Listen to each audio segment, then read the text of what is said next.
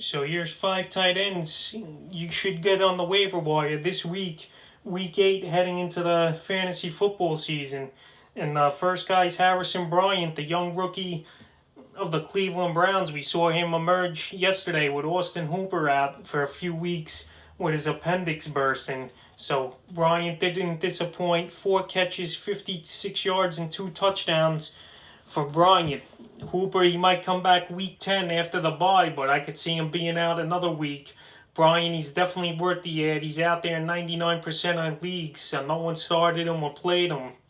So Beckham's out of the offense, so even when Hooper comes back, I could see 2 or 3 tight end sets where Bryant and Hooper on the field at the same time and in the red zone. And the other interesting thing is Njoku, he came off the IR list, but Bryant was still the man there, even though both these guys scored. So it's kind of obvious Baker, he likes the running backs and tight ends to pass to in the red zone. So Harrison Bryant definitely worth the ad this week going into week 8. The second guy I like out there to add for tight end, and I said it last week and I'll say it again, is Trey Burton of the Indianapolis Colts. We've seen him emerge over the last few weeks.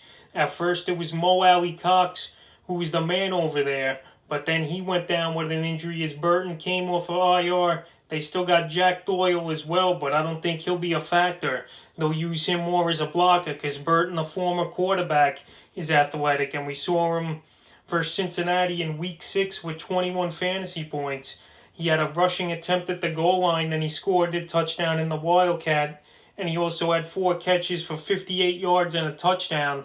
And Phillip Rivers, in his history, he's always liked the big tight ends. He likes 2 tight end sets. We've seen it over the years with Antonio Gates and then Hunter Henry in San Diego and Los Angeles until he came over here to the Colts. He's got Detroit and Baltimore coming up in the next 2 matchups. So Trey Burton, he's definitely worth a good start, and he could still be a free agent before tonight on Monday night. So this video will be out before then. So if Burton's out there and you could pick him up without wasting a waiver, you definitely should go do it right now. He's only 21% owned as Trey Burton, so go out there and go get him. The third guy is Richard Rodgers. Yeah, the same Richard Rodgers who was on the Green Bay Packers years ago, where Aaron Rodgers used to hit Rodgers a lot in the passing game, but Richard Rodgers now on the Philadelphia Eagles. He had a big breakout game last week versus the New York Giants for 6 catches and 85 yards with 14.5 fantasy points, and that's a big plus if you could get production like that at the tight end position. And guess what? This week Rodgers has the Dallas Cowboys coming up. Dallas Goedert, he won't be back till week 10 most likely, but it's a good week to just plug in Richards in there for one last time and go get him, because I could see him having a 12 to 15 point game versus a Dallas defense that stops nobody. So if you need a 1 week starter, Rodgers, he's not a bad start to go out and get. You know, Wentz loves targeting the tight ends. We saw it. Rodgers had 8 targets in the game versus the Giants, and he got stopped at the 2-yard line on one play. But yeah, for this week, it's probably the last week to use Rodgers, but definitely go out there and get him before Goddard. And Goddard, if he's out there somehow in your league, you got to get this guy because he could be a top 7 or 8 tight end for the rest of the way. Zach Ertz, he's not coming back for 4 to 6 weeks or maybe even the season. So if Goddard's out there as well, you try to get him. He's available in 53% of fantasy football leagues. The fourth guy, he was on the list last week as well, but he was on a bye this week, so I'm going to refresh your memory with him, and that's Irv Smith Jr. of the Minnesota Vikings, the second-year impressive athletic tight end. He's starting to get a role in this offense more and more, and he should. The Vikings are 1-5 now, coming off the bye. They're going nowhere this season, most likely. Irv Smith, he's better than Kyle Rudolph, I think, at this point, in catching and receiving the passes. So he's got Green Bay this week. You know they're going to be trailing most likely is Minnesota, and they want to look forward to the future. If you got Cook, Justin Jefferson, who's playing out of his mind, the rookie, and now Irv Smith, that's 3 core guys, and Thielen, obviously, 4 core guys.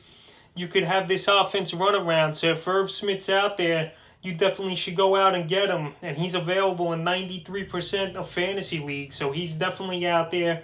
He's emerging. The snap count's going up for him as the weeks go on. So he's the 4th tight end I'm targeting on the waiver wire this week. And the 5th and final guy is a guy who I said you should start last week, and you should have picked him up last week. And if not, too bad, you lost out. And that was Logan Thomas of the Washington football team. He had 4 catches for 60 yards and a touchdown versus a weak Dallas defense. So it was an easy plug and play, in my opinion, last week to play him in week 7. He's on bye week 8, but then after that, he's got an easy schedule coming up after the bye, and you should go out there and get Logan Thomas, the former quarterback as well. Now tight end, 6'8", big tall guy. And he's got, after the bye, the Giants, Detroit, and Cincinnati. So 3 great matchups after the bye. He's only 26% owned in fantasy leagues. I bet this week no one's even going to claim him if they checked and see he has the bye in week 8. So that's 5 tight ends I'm targeting going into week 8 on the fantasy football waiver wire.